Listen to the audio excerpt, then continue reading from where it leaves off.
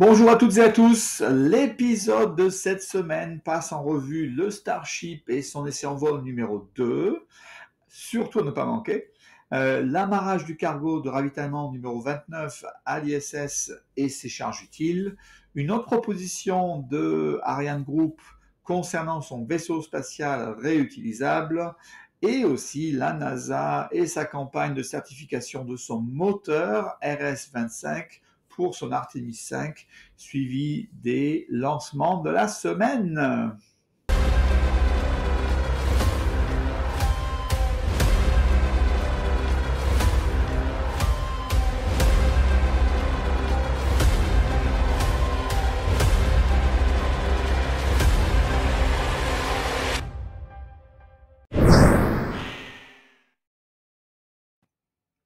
Le vendredi 9, le cargo de réapprovisionnement CRS-29 de la NASA et de SpaceX a amarré de manière autonome à l'ISS sans incident et devrait y résider pendant environ un mois.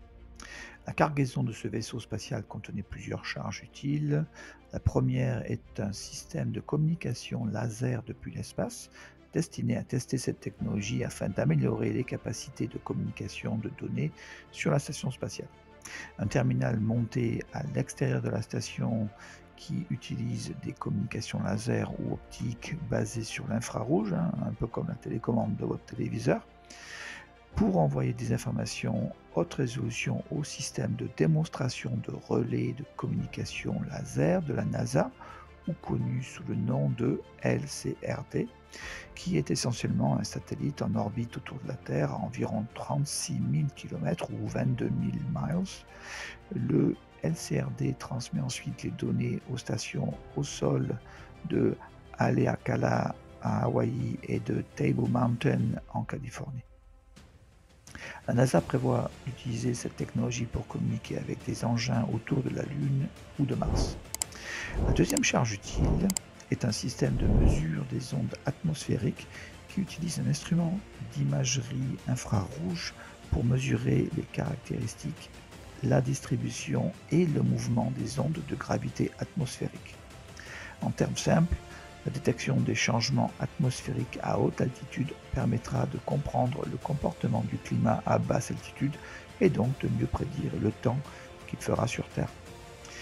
La troisième charge utile, il n'y en a pas seulement trois, il y en a plusieurs d'autres, mais c'était la troisième la plus importante, est l'appareil appelé Aquamembrane 3, destiné à tester une manière plus économique en énergie de filtrer et de nettoyer les eaux usées afin de les réutiliser sur la base de protéines présentes dans les cellules biologiques connues sous le nom d'aquaporine.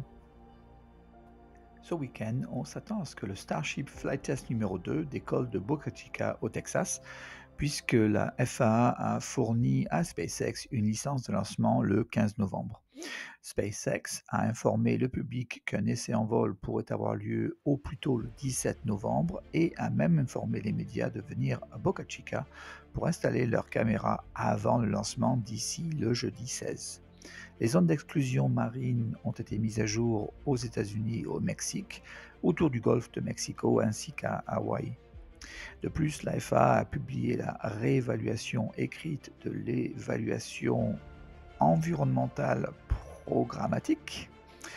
Le US Fish and Wildlife Service a conclu que le système déluge peut être utilisé jusqu'à 30 fois par an. Et des fermetures de routes environnantes ont été annoncées du vendredi 17 au dimanche 19. Je couvrirai bien sûr ce vol en profondeur dans le prochain épisode, en espérant que ce vol sera couronné de succès. Elon Musk a mentionné qu'il avait résolu les problèmes du premier test en vol et donné cette semaine, ou cette fois-ci, 50% de chance d'atteindre l'orbite. Ce sera sans aucun doute un événement capital à suivre. Ariane Group a dévoilé cette semaine sa prochaine ambition spatiale. La Lunar Gateway que développent la NASA et l'ESA sera déployée dans les années 20-30. Il servira de camp de base pour les activités sur la surface lunaire. Dans ce contexte, Suzy pourrait se transformer en train spatial. Pour ce scénario, une version lunaire du véhicule est couplée à un module de transfert. Il peut ainsi rejoindre la station orbitale lunaire, puis revenir sur Terre pour se poser et être reconditionné pour le prochain vol. Vous remarquerez que sur les images d'Ariane Group, au moins 2 tailles de vaisseaux spatiaux réutilisables SUSI sont prévues dans le futur. La NASA a testé un deuxième moteur RS-25 de son centre spatial Stennis près de Bay St. Louis, dans le Mississippi, dans le cadre d'une série de 12 tests visant à certifier les nouvelles modifications à apporter à ce moteur de Rocketdyne destiné à être utilisé sur le SLS Artemis 5 et au-delà. Le test a duré 550 secondes à 113% de poussée et n'a montré aucune anomalie. Le premier moteur a été testé le 17 octobre et actuellement la NASA utilise des versions légèrement modifiées du RS-25, du programme Shuttle pour les Artemis 1 à 4, mais de nouveaux moteurs avec une méthode de fabrication améliorée a dû être mise en œuvre pour Artemis 5. Le 11 novembre, SpaceX a lancé un Falcon 9 Block 5 pour sa mission dédiée au cotransport de satellites vers une orbite synchrone du Soleil appelée Transport 9, sa 9e mission de transport. Depuis la rampe de lancement 4E de la base spatiale de Vandenberg en Californie. Au total, 113 satellites ont été lancés à une altitude de 530 km et une inclinaison de 97,5 degrés, mais 89 ont été lancés par SpaceX, tandis que les autres ont été lancés par des remorqueurs spatiaux qui se dirigeaient vers d'autres orbites et inclinaisons pour un déploiement ultérieur.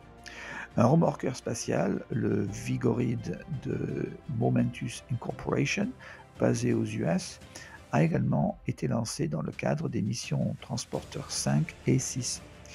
Un autre exemple est ExoLaunch qui a distribué 35 micro- ou nanosatellites remplaçant essentiellement le lancement depuis SpaceX vers ExoLaunch. 3 satellites d'ailleurs étaient de nouveaux satellites de surveillance des émissions dont le premier capteur commercial de CO2 de GHGSat et le premier étage a atterri pour la 12e fois sur le site de lancement de la zone d'atterrissage numéro 4. Le 12 novembre, SpaceX a lancé une Falcon 9 encapsulant 2 satellites O3B mPOWER de SES depuis son complexe de lancement spatial 40 de la station des forces spatiales de Cape Canaveral en Floride. Ces satellites étaient des satellites à haut débit de nouvelle génération destinés à des services de connectivité haute performance destinés à plusieurs secteurs, notamment les secteurs du gouvernement, de l'énergie et des croisières, ainsi qu'aux entreprises de télécommunications et aux opérateurs de réseaux mobiles. Ils ont été construits et testés par Boeing, dotés d'un système de propulsion entièrement électrique, de panneaux solaires personnalisés fabriqués par Spectrolab et d'une charge utile définie par logiciel avec plus de 5000 faisceaux orientables et entièrement manœuvrables par satellite. Ils ont été lâchés sur une orbite terrestre moyenne à 8000 km d'altitude ou 5000 miles d'altitude et avec une inclinaison de 0 degré, ce qui signifie qu'ils tournent autour de l'équateur. SES devrait couvrir 96% du globe avec un total de 11 de ces satellites. Le premier étage a été récupéré pour la 9e fois et a atterri à 685 km en aval sur le drone ship A Shortfall of Gravitas. Les moitiés de carénage ont volé pour la 8e fois pour l'un et 9e fois pour l'autre. Ils ont été récupérés par le navire Bob à quelques 818 km du site de lancement. Le 16 novembre, China Aerospace Science and Technology Corporation a lancé une longue marche 2C depuis son centre de lancement de satellite Yongguan en Chine, avec à son bord le satellite Haiyang 301. Il s'agit d'un satellite de surveillance de la couleur des océans de nouvelle génération destiné à améliorer la compréhension des eaux marines selon CASC. L'image de cette semaine provient du télescope spatial James Webb en lumière proche infrarouge haute résolution de la paire d'étoiles en formation active connue sous le nom de Herbig Haro 4647 dans la constellation de Vela à environ 1470 années-lumière. Les étoiles sont profondément enfouies et apparaissent comme une tache blanche-orange. Elles sont entourées d'un disque de gaz et de poussière qui continuent d'augmenter leur masse. Herbig Haro 4647 est un objet important à étudier car il est relativement jeune, âgé de quelques milliers d'années seulement. Les étoiles mettent des millions d'années à se former complètement, donc des cibles comme celle-ci donnent également aux chercheurs un aperçu de la façon dont les étoiles acquièrent de la masse au fil du temps, leur permettant potentiellement de modéliser la formation de notre propre Soleil. Les étoiles en formation active ingèrent le gaz et la poussière qui les entourent immédiatement dans un disque. Lorsque les étoiles mangent trop de matière, en trop peu de temps, elles réagissent en envoyant des jets bilatéraux le long de l'axe opposé. Le nuage bleu semi-transparent est une région de poussière et de gaz dense, connue sous le nom de nébuleuse.